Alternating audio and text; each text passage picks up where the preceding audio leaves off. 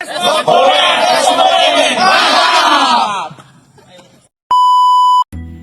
guys, balik lagi dalam channel gua.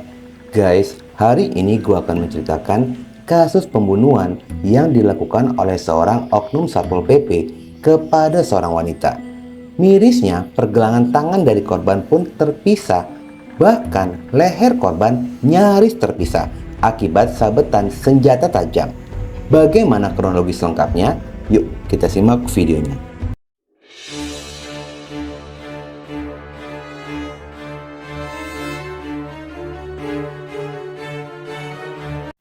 Kisah bermula pada seorang wanita bernama Haja Dalia berusia 54 tahun. Dia tinggal di sebuah rumah toko atau ruko di Jalan Ahmad Yani, Kota Watampone, Kecamatan Tanete, Riantang Barat, Kabupaten Bone. Keseharian Dalia di masa tuanya terbilang cukup produktif. Dia membuka toko sembako di bagian depan rumahnya yang dia tempati. Berada di pinggir jalan, lokasinya pun cukup strategis, berseberangan dengan pom bensin yang membuat toko sembako milik Dalia ramai dikunjungi oleh pelanggan. Pada suatu pagi, tepatnya tanggal 10 November 2023, pada jam 07.30, anak Dalia yang bernama Edar pergi dari rumahnya untuk mengisi bensin. Edar yang tinggal di rumah berbeda dengan Dalia pada saat itu merasa haus dikarenakan lokasi pom bensin yang tidak jauh dari rumah sang ibu. Dia pun mampir untuk meminta minum. Saat tiba di rumah ibunya dan memasuki area dapur, Edar sangat terkejut melihat seorang pria tengah menghujani tubuh ibunya dengan senjata tajam dalam kondisi tertelungkup di lantai. Pelaku yang mengetahui aksinya diketahui oleh orang lain langsung berbalik badan dan mengejar Edar sambil menodongkan parang yang berlumuran darah. Edar yang panik segera berlari keluar rumah untuk menghindari pengejaran pria tersebut. Beruntungnya pria itu sempat tersandung kardus hingga Edar berhasil keluar dari rumah.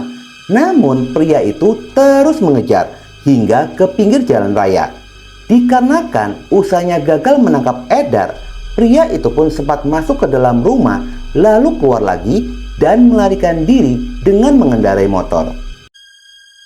Setelah pria itu pergi, Edar langsung kembali ke dalam rumah dengan beberapa warga yang melihat kejadian tersebut. Setibanya di area dapur, mereka pun menemukan tubuh Dalia sudah tidak bernyawa dengan penuh luka di sekujur tubuhnya dan bermandikan darah. Tangisan histeris dari Edar terdengar oleh warga lainnya yang mengundang warga datang ke rumah Dalia. Kejadian ini pun segera dilaporkan kepada pihak kepolisian untuk dilakukan proses olah TKP, evakuasi, serta penyelidikan. Setibanya polisi di lokasi kejadian, polisi menemukan luka terbuka pada pipi kiri dan kanan. Adanya luka terbuka pada leher yang membuat leher korban nyaris putus. Adanya luka pada punggung bagian belikat, dan mengerikannya pergelangan tangan kiri korban dalam kondisi terpisah karena sabetan senjata tajam. Selain itu, berdasarkan informasi keluarga, jika perhiasan milik korban ikut hilang. Dugaan awal pada kasus ini merupakan kasus perampokan dan pembunuhan. Tubuh Dalia segera dievakuasi menuju RSUD Tendriawaru untuk dilakukan pemeriksaan lebih lanjut. Sementara polisi masih melakukan penyelidikan pada kasus pembunuhan tersebut. Dari kejadian ini, polisi memanggil 4 orang saksi untuk dimintai keterangan.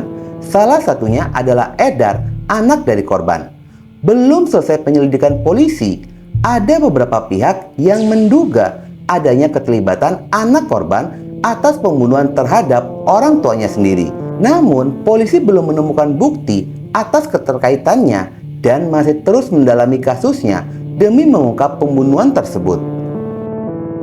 Usaha polisi mencari petunjuk dengan memeriksa sejumlah CCTV yang berada di sekitaran Jalan Ahmad Yani serta sejumlah CCTV di lokasi yang berbeda yang diduga dilalui oleh pelaku usai membunuh korban.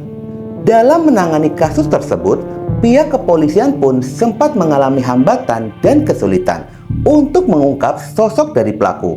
Akhirnya pihak kepolisian pun membentuk tim khusus untuk melakukan penyelidikan lebih dalam lagi.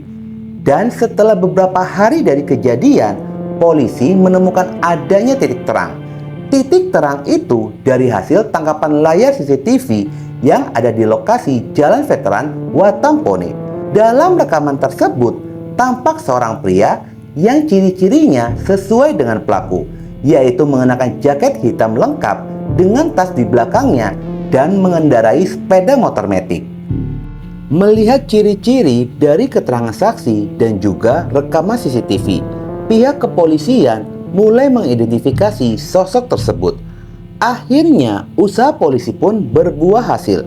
Polisi berhasil mengetahui identitas dari pelaku dan segera bergerak melakukan pelacakan serta pengejaran. Setelah 6 hari proses penyelidikan, tepatnya pada tanggal 15 November 2023 pada jam 23.30, pelaku pembunuhan ini pun berhasil ditangkap. Pelaku pembunuhan bernama Kaharman, berusia 32 tahun, merupakan seorang tenaga honorer anggota Satpol PP pemerintahan Kabupaten Bone. Pelaku pembunuhan ini ditangkap ketika sedang bertugas jaga malam di rumah jabatan Bupati Bone. Namun pada saat proses penangkapan, Kaharman sempat melarikan diri. Polisi sempat melepaskan 3 kali tembakan peringatan ke udara. Namun tembakan peringatan itu pun diabaikan oleh pelaku. Pihak kepolisian pun terpaksa mengarahkan senpi pada kakinya dan Kaharman berhasil dilumpuhkan. Pelaku segera dibawa ke rumah sakit untuk mendapatkan perawatan pada kakinya. Setelahnya, dia pun dibawa ke Mapores Bone untuk menjalani pemeriksaan lebih lanjut. Pelaku Kaharman ditangkap beserta dengan barang bukti, yaitu 4 gelang emas milik korban yang dikantongi oleh pelaku, 1 unit sepeda motor, helm, 1 tas berwarna loreng, celana loreng, dan baju yang digunakan pada saat melakukan pembunuhan. Diketahui jika pelaku ini memiliki usaha sampingan. Dia sering berjualan tahu di pasar pagi. Setelah dilakukan interogasi, Kaharman mengakui telah membunuh korban Dahlia dengan latar belakang sakit hati. Kaharman tidak terima atas makian dari korban pada saat dirinya akan membayar hutang. Kejadian ini bermula ketika Kaharman hendak mengisi bensin di SPBU Ahmad Yani Bone. Dikarenakan antriannya cukup panjang, Kaharman pun berinisiatif menuju rumah korban untuk membayar hutang kepada anak Dahlia yang bernama Eka, sekaligus berencana untuk membeli rokok. Setibanya di toko, terlihat Dahlia sedang merapikan barang dagangannya. Pelaku pun menanyakan keberadaan dari Eka. Ada Eka puang ngaji? Namun Dahlia malah menjawab, "Engkani pabelengge," yang artinya pembohong sudah datang. Lalu Kaharman mengatakan, "Jangan begitu puang aji," tetapi korban tetap mengatakan pembohong kepada pelaku. Kata pembohong yang terus dilontarkan oleh korban membuat pelaku ini tersulut emosi, lalu mengeluarkan parang yang diselipkan di pinggang kirinya. Kaharman mengacukan parang lalu mengayunkan parang ke arah korban. Korban yang mendapatkan serangan mencoba menangkisnya menggunakan tangan. Namun tangkisan itu menyebabkan pergelangan tangan dan 3 jarinya terpisah. Korban berusaha berlari ke arah dapur dan pelaku terus mengejar korban lalu melayangkan parang yang mengenai pinggang kiri dari korban. Pelaku yang sudah gelap mata terus-menerus melayangkan parang yang mengenai pipi kanan dan kiri dari korban hingga korban terjatuh ke lantai. Dalam posisi korban tertelungkup di lantai, pelaku pun terus-menerus melayangkan parang ke arah leher dan punggung korban secara membabi buta, hingga akhirnya korban pun kehilangan nyawanya. Aksi Kaharman ini diketahui oleh Edar, anak dari korban.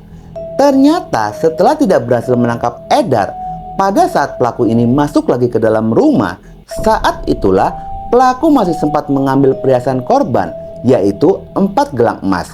Setelahnya pelaku kabur dan tertangkap oleh polisi. Setelah melakukan pembunuhan itu, pelaku membuang barang bukti parang ke Sungai Malajena, Jalan Urip Sumoharjo. Tanpa rasa bersalah, pelaku tetap menjalani aktivitasnya seperti biasa. Dia kembali bertugas sebagai anggota Satpol PP. Diketahui, pelaku ini kurang lebih 12 tahun bertugas sebagai anggota Satpol PP Kabupaten Bone. Tidak ada yang menyangka lantaran sosok pelaku ini dikenal memiliki kepribadian yang baik dan ramah, baik kepada sesama rekan kerja ataupun sesama pedagang di pasar pagi. Menurut Kasatpol PP Bone, Andi Akbar, dia pun tidak menyangka jika orang yang dikenal sebagai sosok penyabar dan sopan itu terlibat kasus pembunuhan. Rekan kerjanya pun menambahkan jika pelaku ini rajin berdinas dan masih aktif berdinas pasca kejadian itu. Tidak ada tanda-tanda sedikit pun kalau pelaku ini telah melakukan pembunuhan. Akibat perbuatannya itu, untuk sementara pembunuhan ini pun dikategorikan pembunuhan tidak berencana dan ancaman hukumannya adalah 15 tahun. Kalau kasus pembunuhan mengaku motifnya sakit hati, tetapi masih sempat mengambil barang berharga dari korban, patut dipertanyakan, apakah itu motif sebenarnya atau bukan? Kalau memang murni sakit hati, dengan membalas dendam pasti akan merasa puas tanpa berpikir untuk mengambil barang-barang korban. Jangan-jangan kasus ini tujuan awal dari pelaku ingin menguasai harta korban. Semoga korban diampuni segala dosanya dan diberikan tempat yang layak di sisi Allah Subhanahu wa Ta'ala. Oke guys, sekian dulu video gue hari ini dan jangan lupa ikuti terus video gue. Oke?